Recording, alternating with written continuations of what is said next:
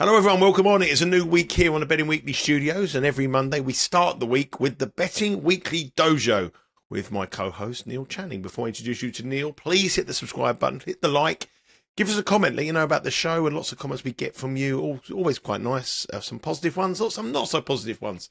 If you've got a subject that you want to talk about this week or next week or any week ahead, put us in the comments box as well. We're just happy to have a little conversation about anything you want us to talk about here on the Dojo. It is your show, but the most important thing we ask from you is to please hit that subscribe button. And that's enough of the introductions for now, and the begs and the pleading and so on and so on and so on. Welcoming Neil Channing. Good morning to you, Neil. How are you? I'm good, Nigel. Yeah, it's been a busy week. I've been obviously I've been determined to win because that's what we do these days. But it's actually been exhausting. I've been last week we there was quite a bit of tennis on, wasn't there? I was following you guys in on that. Obviously we had a big golf major, the US Open. That was incredible. I played in an annual poker tournament that I always play in as well, which I haven't really been playing that much live poker in the last couple of years, so that kept me busy. And I'm prepping for Royal Ascot, the big horse race meeting this week. There's just so much going on. There seems to just be stuff happening all the time. The Greyhound Derby was happening over here. That's quite a big betting event for me. I've had a really busy week, and I've just been running around trying to get down money, and that's extra work, and just busy. Did your determination make it a profitable week for you? It was a profitable week, partly because the poker tournament went quite well, and my outright bets on the golf, not brilliant to be honest with you. I had Scheffler each way. He looked like he was possibly going to disappoint, and then he crept in to get a tie for eighth, which got me some money back. That was pretty annoying. Griffin, he bogeyed the last, otherwise he'd have placed. I had him top eight, and he was top eight, was 66-1. I could have taken him top 10 at 50-1, and I decided to go for top eight, and obviously you know the rest of that story. You always say go for the big price, the more place in the bigger price. I know, it just seemed like such a big difference between 50 and 66. If it had been 55 and 60, I would have definitely taken the lower price and got the extra places. But just one particular firm had 66-1, and I just thought, that just seems like too big a price. I have to do that. And I remember as I did it, I thought, I bet he comes ninth now. But he didn't. He came joined 10th instead. 10th, 11th, and 12th and 13th, I think. So it wouldn't have been a full amount on if I'd have gone 10th. I did have one tiny bet on him top 12. But it was an amazing tournament actually. I don't know how much you saw of it, but I didn't watch anything of the whole 4 days apart from the US Open this morning. Every year in the US Open, they say, the course is really long and the rough is going to be really treacherous. And that was no different this year. The course was slightly longer than it's ever been, and the rough was 6 inches long. But then if you threw on top of that the fact that there was been quite a lot of rain around, this was the kind of rough where, it could sort of, your ball could just stick in there and you could never get it out. So it was pretty easy for people to be going along quite well, and then suddenly there's a par four and they have an 8 or something like that, or to go double bogey to consecutive. Really weren't very many birdies out on the course. The fairways were super narrow, and just to get anything level par would be a good score. Well, from a betting point of view, that made it quite interesting because, like, for example, on the third round, I think nobody got lower than 67 as a par 70. So there was a big congestion of players. Everybody was shooting 68, 69, 70, 71, 72 around that level. And it wasn't really possible for people to streak up the leaderboard. So there was just a big, blob of players that were all there. And what it consequently meant was that the betting market was much more liquid than normal. On the biggest exchange in the UK, They matched way more than they usually match on majors in the last couple of years, or certainly in the US Open. I mean, obviously the Masters is always a bigger tournament, and the Open is a bigger tournament for UK punters. But the other thing was that during the last kind of 45 minutes or so, 7 different people traded at less than 4 to 1. So less than 5 to 1, actually. So Sam Burns hit a low of minus 175. Tyrrell Hatton, he traded at less than, I think he traded at, I'm trying to remember now, I think it was plus 275. Robert McIntyre traded at plus 140. Adam Scott traded at plus 300. And it just kept changing every shot, basically. Well, I mean, obviously it's a golf tournament, it changes every shot, but there was a new favourite every 2 minutes, it felt like. So it just made for a tremendous betting heat and just a really exciting to watch. So I enjoyed that. I did kind of all right on the, I said to you last week, I think it was, that I'd missed an accumulator of 18-hole match bets for telephone numbers. I actually did it again on Thursday. There were 7 I liked, and one bookmaker had 6 at kind of reasonable prices, and another bookmaker had 6 at reasonable prices. So I did the 6 with one firm and the 6 with another firm, and in both firms, I got 5 out of 6. So yeah, it was pretty. The one that was really the main one. He was 1 shot away from dead heating, which would have, this was where ties don't lose. So I would have, 1 shot away. I was from, pretty chunky money. Just that shot away. More telephone numbers, Neil. You could have been. We said if you had the telephone numbers, we're doing this show from Barbados, and we obviously can't do it from Barbados. Exactly. Now I'm doing it from a hotel room in London, but anyway, it's not too bad. At least I'm in a decent hotel with good Wi-Fi, so I'm not complaining. I can always tell if you're doing it right because the Wi-Fi seems to be a little bit better than usual. No, but I think it's the other way around. Like, if the Wi-Fi is okay, I'm happy. Basically, that's all I'm worried about. It was a weekend of near misses for the channel as well. I mean, there were some great bets as well. I mean, Sean Calvert had the 2 finalists. I saw that. Yeah, 2 finalists in the tennis tournament, which is great. I mean, great fun. Diallo at 20 to 1 and Zizou Bergs at 40 to 1. Unfortunately, the 20 to 1 shot won, but you can't complain about that. But someone did complain. Someone complained on the comments at the bottom of the YouTube channel. I said, well done. We after winner and the runner up. And he said, you didn't do very well at the other tournament, though, did you? We still won like 30 units on the weekend. Yeah, you didn't do very well at the other tournament. Oh, thanks, mate. Cheers. So we had a winner there. And Simon Holden, talking about the golf last night. He had Bob McIntyre, didn't he? Bob McIntyre, 90 to 1, 95 to 1. And he went short to win it. It looked like, he was a shot clear and, in the clubhouse. Yeah, amazing, really. It's kind of funny that, when the weather really got bleak and it was raining a lot, it was the UK guys that came out and did well. Yeah. That was kind of funny. I think this week, obviously, we're going to talk about recap of the world of sport. It's a busy world of sport, as Neil has said there. There's so much going on the weekend, and there's so much to look forward to next week and up and coming in the summer. Everything will be covered by you here on the Betting Weekly Studios. So as I said before, make sure you hit that subscribe button. But the one thing I want to talk about, is betting on. We've mentioned this a little bit before on the show. We've talked about off periods in betting where sports come to an end, and should you keep continuing to bet on it, or should you have a rest and come back more determined, or whatever way you want to prepare yourself for. But we've got we've had a long season. We had this time last year was a European Football Championship in the world of soccer. Been a long season in the European Championships. We've got into a long football season again. Teams have gone deep in the FA Cup, and now we've got this Club World Cup Championship, a new format. Players are complaining that they're always tired, that there's no rest for them, but they're over here with hundreds of millions at stake. Now, I've come to the conscious decision myself that unless someone on this channel or a team member here sends me a text, which they very rarely do with a bet, but if they sent me a text or WhatsApp and gave me a 10 out of 10 bet that we've got to get involved in, I'll get involved. But I've decided I am not betting on this tournament at all because I think I need a break, the players need a break, and the consequence for these players at the start of the Premier League, I was out of a professional football gambler the other day for lunch, and he was talking about how he would rate these teams coming back for this and the problems that will start at the start of the Premier season.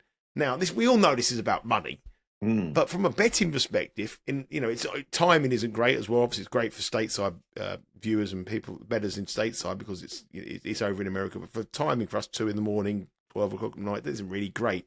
But I've decided not to get involved in this event. Now, do you think that is a good thing to reset your brain? We have touched the subject before, but you've got a big week with Royal Ascot. I've got a big fortnight coming up with Wimbledon, and I've decided that what I'm going to do, I'm just going to concentrate on tennis until the Premier League and the leagues in Europe come back. I don't care what it is, I'm not getting involved, and that rules out this tournament. Do you think that's a good thing for bettors, or do you think they should just carry on? Well, I mean, from your point of view, if I was you, I think it's 100% the right thing to do because, we've just gone from the clay court to the grass court period of the tennis.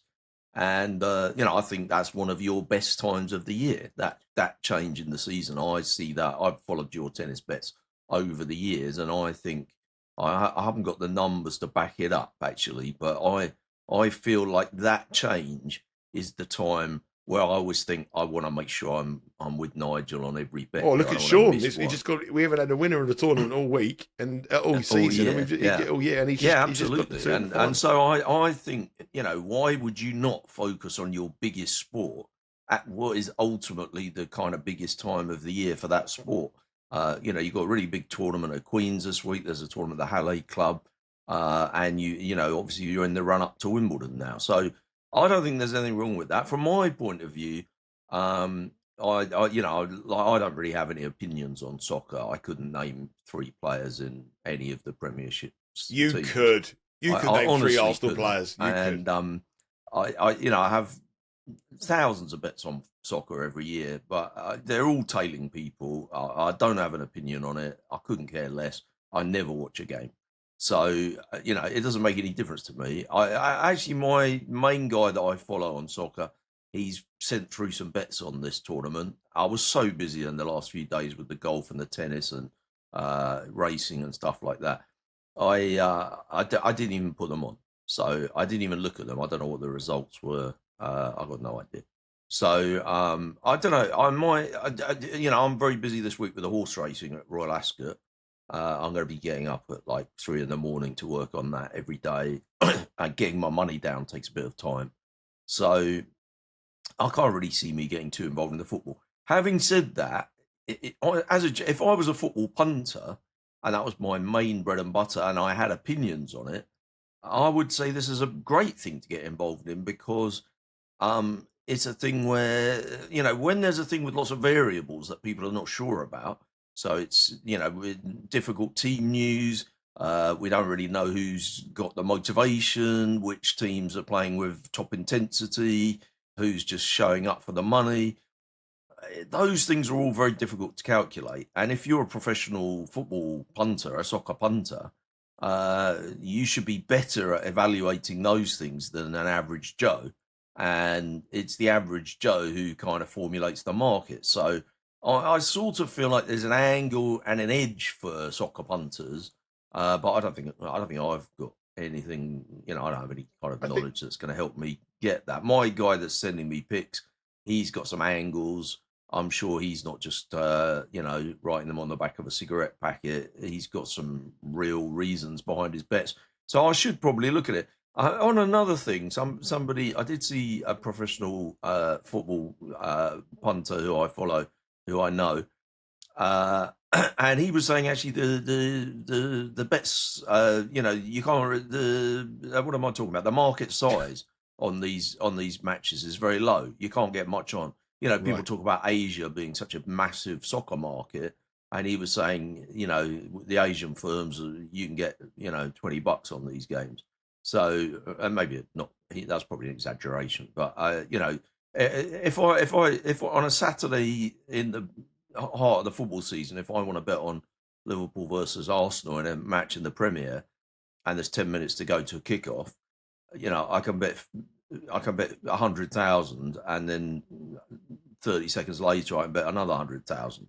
I can't bet 1,000 on these games. So, to an extent, if you're a professional soccer punter and you're looking to invest time and energy in, trying to work out angles and looking at the teams and whatever, you might not be able to win very much anyway. But in terms of the more general point of your question, is it good to have a break and focus on other things? I think you can watch it with the view for going forward. I mean, I'm sure what you said is interesting, that it'll be the effect that this tournament has on the season later on that's more important. And maybe you should just be watching it from that point of view with a view to the future. But I can tell you that I've got enough going on in my life at the moment. Exactly. I mean, I think the reason why the bookmakers aren't taking much money on this, and why, because they don't know much. They don't know the quality of the teams. You've got a rough idea. I've spoken to many people who told. But the first match in Group C was Bayern Munich against Auckland City, and it was 10-0 to Bayern Munich. And that suddenly has now seen Auckland City move to 5.5 dogs. I can't remember. I think I saw Steve Wiss sending out a tweet about that. Did he put up a because you win tip on Bayern Munich -4 for the first half or something? I think cover the spread, but I mean, don't really expect them to win 10-0. That's a bit crazy, isn't it? The saddest thing about that is that there was people who had the clue that Auckland were really bad, saw Bayern Munich in that group and thought, well, we've got to bet Harry Kane to be the top goal scorer in the tournament. He didn't even score. 10-0 and your main striker doesn't score. That is incredible. But I think that where the angle is that the people who knew how bad these teams were, they would would have got them on the Asian handicaps in other matches, and that's why people are taking Asian books are taking small limits, because they don't know the strength of these sides. But for my purpose, it's just there to fill time and money throughout the off season and try to give people things that the clubs make more and more money. And I don't think it. To me, I think when it comes down to the business end of it, I might be a little bit interested. But these group stages, there's going to be so many one-sided matches and so many interesting. There's been 2 0-0 games, a 4-0 win for Paris Saint-Germain, a 10-0 win, and a 2-1. So, you sum that up in a series of time. And the problem you have here, from the Premier League perspective, if you've got Chelsea and Manchester City going in there, and I think that when we get into the first 6 games of the Premier League, the fixtures come out this week. Can you believe the fixtures come out Wednesday for the Premier League? I think the first 6 matches, they will look at teams and they will rest key players in matches where they're overwhelming favourites to win, and then bring them in the matches when they're playing teams that are in around them in the title race. And you'll get the start of the season. I think you might get a few of these teams getting turned over because their players will be exhausted and they won't play. They won't risk them. So. More importantly, though, if you decide you're a soccer punter and you're not going to spend any time on this tournament, surely you should be investing that time in getting to be the first person to start going through all the anti-post, future betting on next season. I think every year I see people on Twitter who I know to be sharp on soccer, and they're tweeting out stuff in June and July saying, I'm looking at this team for next season. I want to bet these guys to get relegated. I want to get this guy to be the top scorer in the first division or whatever. And I'm thinking, how have you got the energy when the season's only just finished to be already over all that stuff? But I know every year that those guys are beating the prices because they're getting all those juicy early morsels. That's what you've got to be on, isn't it, Nigel? You've got to be getting your juicy early morsels. I've had my first anti-post bet already in League One already. Have you? What have you done? Yep. Can you tell us? I've bet Blackpool 20-1. Really? And what would be your reasoning behind that? Just Steve Bruce, when he came into the club, he made them very difficult to beat. They drew a lot of matches. They're a hard side to beat. They've got a little bit of money to invest in the summer. They've got a basis of a good squad, good fan base, decent manager at this level. I'm not really convinced that Luton should be a 7-2 favourite, 4-1 favourite. There's a rebuild there of a new manager. Cardiff will be up there. Plymouth have got a new manager. Bolton are always underachievers. And I think I like what I see at the end of last season from Blackpool. I think 20-1's a big price. I believe they'll start, could even start half that price. What do we get? And you bet them win and place, did you? What do you get for the place terms? Call it the first 3. So you're getting 5-1, your money plus 500 Yeah. on being in the first. Well, that sounds like that. That's the kind of price I like, really. Yeah, I think that'll be my first bet. okay. I think Official Huddersfield pick from Nige there. Well, yeah, an early bird. The early bird Okay. catches the But worm. don't you think, like, in years where you're getting bogged down in day-to-day stuff and you're not really getting ahead and having a look, you're missing a trick, aren't you? Yeah, I mean, I've got no interest in this World Club Championships. Absolutely nothing. Then you should invest that time that you're saving in finding us more Blackpools in other divisions. Well, the trouble is, no one's done their business yet, so the people. There's not enough prices up. You mean? Well, there's no. Everyone's got prices up. Bet Rivers got prices up. Everyone's got their prices up. Yeah. But the problem you got is that the teams haven't put their transfer business yet. Yeah. Okay. So that's in the lower leagues. You can see. I mean, you can see that you know the ones who've got money and got budget who can spend.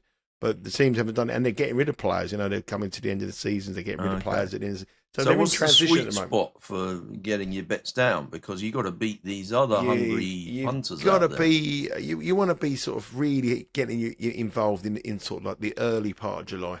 So you're resting from football. What about Wimbledon? How do you prep for Wimbledon? Because you've got the Halle tournament this week. You've got the Queen's Club. I mean, I know you're a big one for looking ahead and saying, "Oh my God, so and so's just, got a break point. I should go and back them to win Wimbledon." You've been doing that for years, driving me mad. Somebody wins a game in February, and you're telling me, "Oh, we've got to be on this person." It's usually sports personality of the year. I sports personality of the year.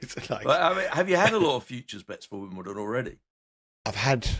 Well, you're giving all my tips away. Oh, sorry. I've bet two players.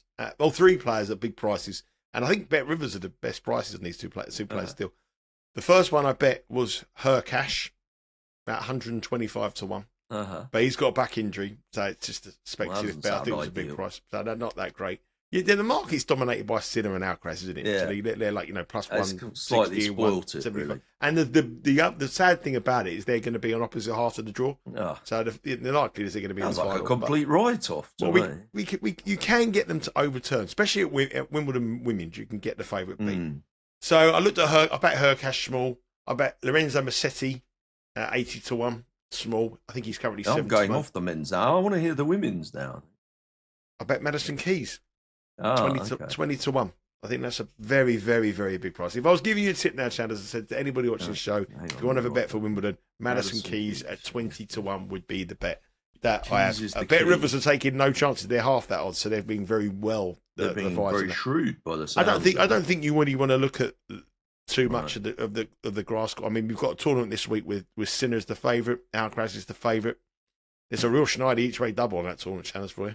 Well, that might be the way forward. Yeah, that's definitely. If you can get on Jack Draper, Jack Draper each way in the bottom half of the draw, and Alex Van der Zverev each way in the bottom half of the draw. Okay, that is a Schneider double. That's 9. There'd be 9 to 2 and about 6 to 1. But they're Drapers in Queens and Zverev's in Germany. Both in the bottom half. Okay. The place odds on that are a lot shorter than the win. Well, that's the rest of my morning sorted out. Now you got more. Now your prep work has taken. The trouble is you've got to wait till tomorrow now because they would have played, but they started playing. But that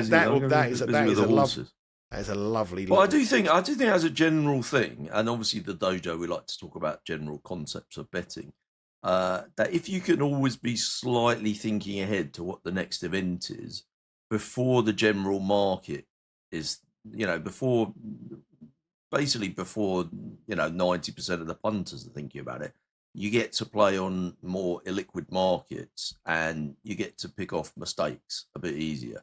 I find with the horses, that's a bit different because, Royal Ascot this week, it's quite warm in the UK at the moment. We're looking at temperatures of 27, 28, 29 degrees. So you know what the ground conditions are going to be like. It's going to be quick ground, basically. And that's not really going to change. But we don't really have all the entries for the races. So actually, I haven't really spent huge amount of time last week kind of thinking about these races this week. I was able to just focus totally on the golf. But I do think in most sports, if you can be a week ahead looking at stuff, so that when you come into the week, you've already got a good idea of what you're looking for. I think that just gives you a bit of an edge, really. I don't know. Do you feel like you're prepped enough for Wimbledon? The trouble with Wimbledon is that there's only a few people, especially men, who can win it. So you just No, but I'm much more into the matches. Obviously, you've got a short list of. Well, you got the trouble is you can't prep for the week before because you've got to wait for the draw. No, of course. And the draw is obviously not till the Friday, and the tournament starts on the Monday. So, but you have a rough idea of the people you want to be with. You have a rough idea. I think as a broad thing, the market overrates kind of names and world rankings against people that like the surface. So if you've got an older guy who's a bit of a name, who's really not a grass player, the market doesn't really get that. The days of that have changed so much. I mean, I remember like when we were working together like 25 years ago, you would have people like the world number one would be Marcelo Rios, who was like a clay court Chilean. He'd play someone in round one who could play grass, and you could get 15-8 plus 185 on the other guy. The market is so adapted to that. Those matches are now the other guy's favourite. So to put it into some kind of context, I was chatting to a guy on social media, a guy who follows us quite a lot. He's watches a lot of our tennis shows, and he said to me, I sort of made the joke. I don't know. You saw last week I was at Queen's Club and I was eating the crisps, and these middle-aged women turned around and complained that I was eating crisps. It was too noisy, and I was like literally row X. Honestly, the woman's going to hear me chewing on a packet of Golden Ones. It's like ridiculous. Anyway, your chips. But I was told off. So I sort of joke about it. I don't think that the centre court at Queen's Club is an intimidating cathedral of sport compared to like the Foro Italica or Madrid or some of the other. In Paris, for example, we see the young French girl completely get through against Andreeva. I don't think Wimbledon is like that. They're very, very respectful. It's very, very, you could, Tim Henman would play Roger Federer in the semi-final at Wimbledon, and there'd be British people, and it'd be 50-50 split on who they wanted to win. Whereas you would never get that in Italy if Yannick Sinner was playing it or Alcaraz was playing in Spain. It's crazy. But this guy said to me, well, he disagreed that he thought that women do have a home advantage at Wimbledon. So I just said, well, no, I couldn't do it. So I did some little research on it, went back over the last couple of years at Wimbledon, and I went back through tournaments at home and looked how British women had fared and if you bet them blind through a single unit. Well, it shocked me because you would lose money. Wimbledon last year would have lost money, but in the first round, we had our best ever first round. But these women now are being priced up at like minus 150, minus 165, minus 170 when they showed nothing in the world. Whereas 10 years ago, they were being priced up at plus 150. So they do have a winning percentage to get, but much better winning percentage on the tournament. But you can't win backing them. You can't win by betting them because they've cottoned on to the price. So you don't get any shock. When they win, they don't win at like 5-2 plus 250 anymore. They don't win at 3-1 like they used to. They win now at minus 150. So you will get more winners winning at Wimbledon and at home advantages. But the market has massively, massively caught up. And it's very, very hard now to find any real errors on tennis betting to do with surface, because the surfaces are all pretty much, the clay is quicker than it used to be. There's not so much clay on a clay court as there used to be. And the grass has slowed right down. So essentially they play not far off the same speeds year in, year out. And the difference between the two and the ability from some players and different players isn't there anymore. And that's why you don't get shock winners. That's why you don't get any Wimbledons where the majority of the seeds get through. You look at the first round, 32 seeds at Wimbledon. I'll be amazed if we lost 3 of them in the first round.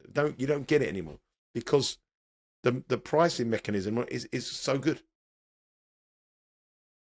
I love it. I love the fact that you were doing some early research, though, and the matching it up against the market, because people often talk about stats, but that we get that in horse racing a lot, where people will say things like, no 3-year-olds won this race for X years or whatever, and you're just like, well, how many have tried? and what price were they? And it turns out that the only ones that tried were all 50-1 or something like that. I mean, Emma Raducanu won her first round last year at Wimbledon. She was 14-1 on. And in the second round, she was 6-1 on or something like that. So I thought I'd done a good job of not mentioning her. I didn't want to upset you on a Monday. Well, I mean, I'm not being funny. Like, you had a funny week though, didn't you? But that was tell us about the other match, because you had do you ever have or anybody watching the show? Do you ever have a sports star that you just know, just like you can't read it? Just is there someone that sticks in your mind? You think, every time I bet against him or bet against a particular horse, I can never read it, or a golf or whatever. Is there any particular person that you just? I can't think of one off the top of my head. Well, Emma Raducanu is my person, and it started at the US Open, which come through as a challenge. Every round I opposed her because I just felt I was getting ridiculous. I sort of think of her as Fujiyama Crest. Yeah. For Gary Wiltshire, he's getting value on the last race. He knew he was going to lose. I just thought I can't bet her. She's the luckiest tennis player in the world, and ever since then I just can't read her. When I bet her, she loses. When I oppose her, she gets beat heavily. But she's my nemesis, and I've decided I've never bet her again. But I'm never betting on Alexandrova, Katerina Alexandrova. So tell us about this one. What price was she in this match?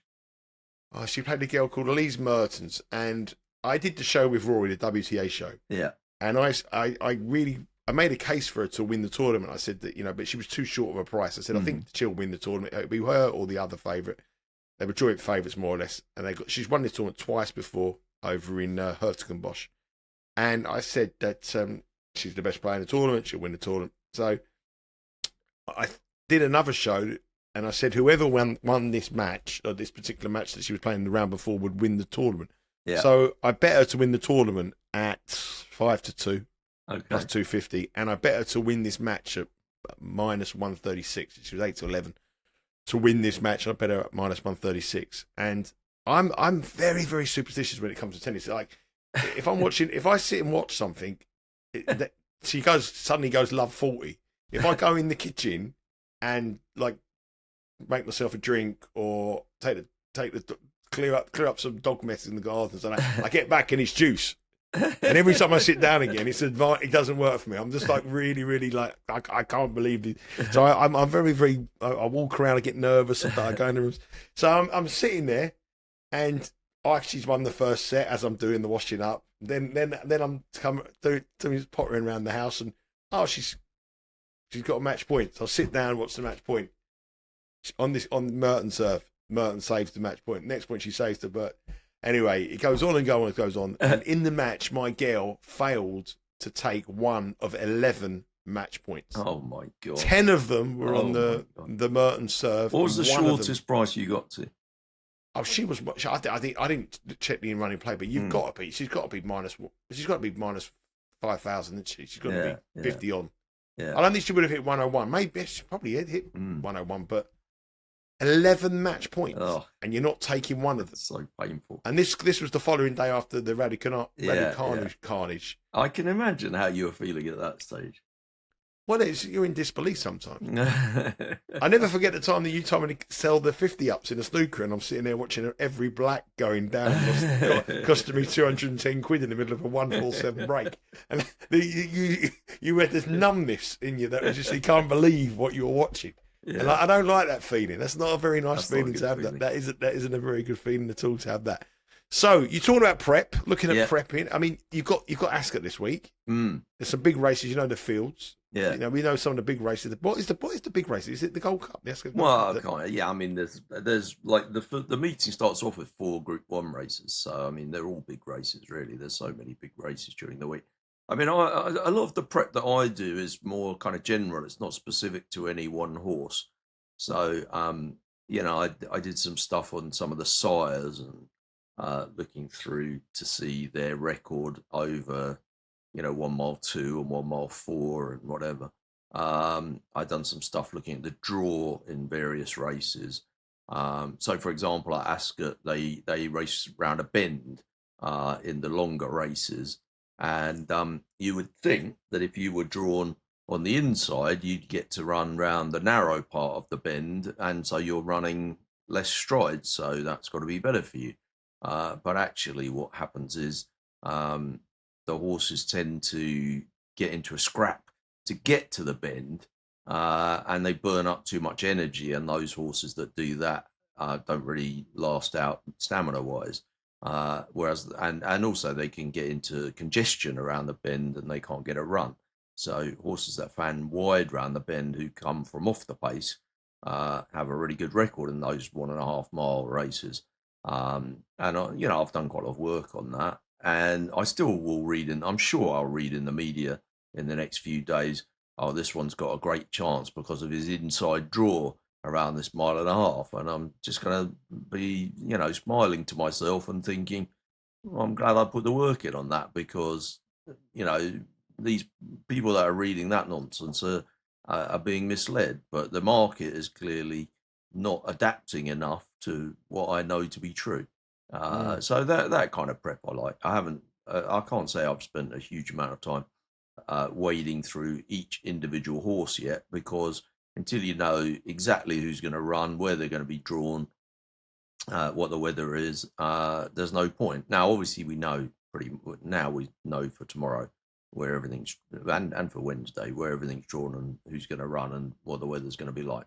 So I can start doing it now, but there wasn't much point me doing that sort of work the middle of last week. I'm just going to cram, really. I'm going to be cramming it in. I'm going to start today, but really I'm going to wake up at like 3 or 4 in the morning each day. And I really try and get like a good 4 or 5 hours work done before my phone starts buzzing. Because once that starts happening, I just can't concentrate. And I don't know, I'm so addicted to social media as well. Once people start tweeting stuff, I need to be refreshing that all the time. It's too annoying. So 5 in the morning is my kind of peak time for coming up with stuff. I'm really looking forward to it. If anyone wants to get your tips or follow you, Ascot, what are you going to go? Yeah. Oh, let me give an advertisement. You can I have a tipping site. I write an essay about each race every day. And they're available at 9 a.m. each day. And if you want to subscribe to the whole week, you should go to Betting Emporium. We managed to grab the good domain, www.bettingemporium.com. And it's 200 quid for the week. It's not for the faint-hearted. I would say, if you're only betting $5 a race, it's probably not worth it. I wouldn't pay all that much money for that, because I'm charging a bit, but I do work hard on it, and I've put the effort in, and we've been doing that for I've forgotten now. Is it 11 years or 13? Longer Something than like that. I've done work for you longer than that. It must be longer than that. Anyway, I think it's 13 years, and we've made a long-term profit. We don't win every year. I say we don't win every year. We win every year. We don't win every Ascot. We've had losing Ascots before, but we've never had a losing year on the tipping site, and it's been a good thing. So I don't know. Anyway, look, I hate giving the heavy sell for it. I think it kind of sells itself. If people can see the value of following somebody else's work, then they can. And I know lots of people don't really like the kind of tipping stroke tout industry. And I agree that there's a lot of bad stuff happening in the industry. People that don't put their results up, or people that forget about the odd loser or whatever, or they don't face up to the fact that we can't win every single time, and they only brag about the winners. Hopefully at Betting Emporium, and that because we win, we don't do that really. We have the results. You always make sure every show I watch, the results are on the screen, and some of them are minus and some of them are plus. And I think people appreciate that. Yeah, that's definitely the way to be. Transparency, the most transparent YouTube channel without a shadow of doubt for sports betting here. And because we win, I told you, I'm sure I told you my stories at Royal Ascot a couple of times in the show. I don't know if I've done them on the dojo, but if I have, apologies, but if you haven't heard this story, it's quite funny. I got asked, I was not doing much work, and a guy rang me up out of the blue. Don't know where he got my number from, and he said, I've got, in the middle of the Royal Ascot, it's called the Village. Yeah. And there's about 12 different boxes, or maybe 12 different boxes. And he said, do you know anything about, he had the hospitality area. He said, do you know about horse racing? I went, yeah, I don't know about horses. Yeah, I know it. He said, because I needed the money. He said, would you come give the tipping speech in every single box, like the pre-race card, go through the card. Yeah, hello, ladies and gentlemen. They're having their lunch, and someone that comes in as an expert and says, these are the horses you should bet today. And the expert they've got is me, who knows nothing about horse racing. But anyway, I'm good at learning, and I can talk. You could have texted me; I wouldn't have minded. I think I might have done it at the time. I think it sounds like it was a few years ago. It was a long time ago. It was about 12 years ago. Anyway, so the first thing you've got to get there early. So the guests come in at 11 o'clock. There's two very quick. So they're all having their champagne. The guests come at 11 o'clock. So the first day I get there, and I don't want to watch the races. So you can watch the races, but I want to get my job and go. I get my money and I go. So I get there at 10 o'clock, 11 o'clock going. But I had 6 boxes to do, all the way through the 6 boxes, blah, blah, blah. Go in, give him the tipping pieces, give him some stories. I've just bumped into Frankie Dettori. I know he's very keen on this one today. And I've done this, I've done that. Anyway, I want to go now, so I'm going home. I'm getting out. So the racer doesn't even. So when I go, I get caught. The Queen comes in. The Queen's coming down on the thing. Well, you can't get out. You can't get. And then once she comes in, the horses are going down for the first. So I've got to wait for the first race to go. That Queen. So I watched the first race. The first race is over. I'm all in my suit because you have to wear the suit to get in. The racing. Right. I walk out of the race course, and people are coming in, and this guy comes in with his wife, and he sees me going out. And he just turns to her and said, he done his bollocks on the first. as he said, and I walk out, right? And that was and then the second story was the same week. The same week. I've got one as well. I had to go back the next day or the day after. And one of the races, there were 6 runners. And it was quite a competitive race. It was like 3 to 1 the field, 4 to 1 field. So I thought, right, what I'm going to do is I'm going to nap the number 1 in this box, number 2 in the 6 boxes. So I thought wherever I go, whatever. By the way, I'm not doing that with betting Emporium. No. But I thought what I'd do is I know I didn't have a clue. It was like what I said. Like, I found this 6 race, and I thought whichever one I do, I'll go in there. That's and after I told you all. So I did the number 3 one or something. It won at 6 to 1. So I went back into that box.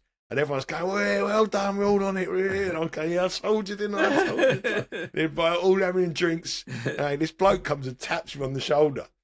And he said, "What? Didn't you like the 2 horse?" No, mate, no, it's free. He said, I work with a guy who's in this box. I was in box number 2, and he texted me to come in for a drink. And you gave him 2 in there and 3 in there. I went, oh, sorry, mate, I was late information. I got one quick one from Ascot. They always have a thing. I don't know whether you remember this, but quite often on the news, on the BBC News, they'll go to Ascot and sort of use it as a bit of a barometer for the economy generally. So they sort of say, oh, people, even though inflation is up, people still seem to be here and they're drinking, and they've always got the number on how many bottles of champagne they sell and all this kind of stuff. Anyway, they were doing this kind of news clip, and they decided to interview the ticket touts, what American people would call scalpers, the people that buy the tickets cheaply and then sell them, hopefully try and sell them for more on the day when the event's sold out. So there was a whole bunch of these guys kind of, walking up and down the high street, calling out, does anyone need a ticket? And they were going up to them and saying, what's business been like today? Because, we're trying to sort of gauge how much public confidence there is in terms of spending money and whatever in the economy. And of course, these guys, they don't really want to be on TV. They certainly don't want to be talking about how much business they've done and how much money they've made. They're all kind of slight sort of, in the alternative fringe economy. And they went up to this one guy and they said, how have you been doing? And he said, well, to be fair, he said, I've had an absolutely blinding day. I had a whole load of tickets and I've sold every single one. And I'm pretty much done for the day now. I can't believe how busy it's been. And they said, so you've really made quite a lot of money then? And he said, well, he said, it doesn't really matter how much money I've made because I'm an addicted gambler and I'll just be having the whole lot on the favourite in the first race. I couldn't believe it. They left that in. That was on the 9 o'clock news.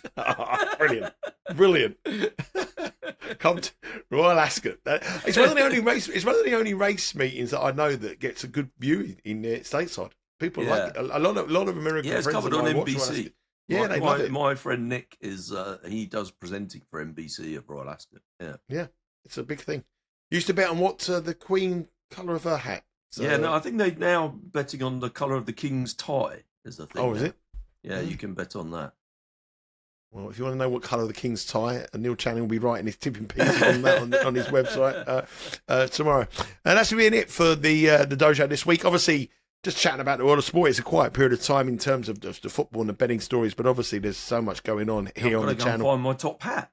Right, you one of these people who raise a toast to the king and from your? I'll be raising a toast if I bet the winner of the fourth race on Wednesday. I'm very much looking forward to that. Well, that would be it. If you want to follow Neil's stuff, as he said, you can go to bettingemporium.com, have a look at his tips there. As I say, it's a really very well written articles, very long. It'll take you a few hours to actually go through it all, but really, really, really interesting stuff.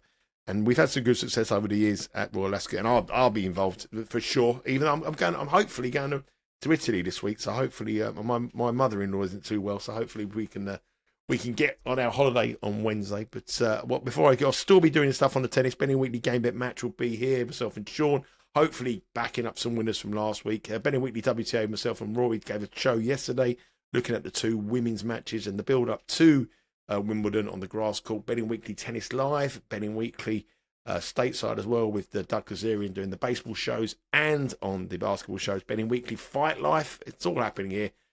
Quiet period, they said. Quiet period. There's no such thing as a quiet period in the world of betting, sports betting. Hopefully you hit that subscribe button. Enjoy the rest of your week, Neil. Good luck for Neil for Royal Ascot. And you'll be back next Monday to let me know how you get on. Hopefully you'll be in another 5-star hotel in central London and not on the 9 o'clock news being interviewed with the ticket house. That's it for this week. Take care. I'll see you all again soon.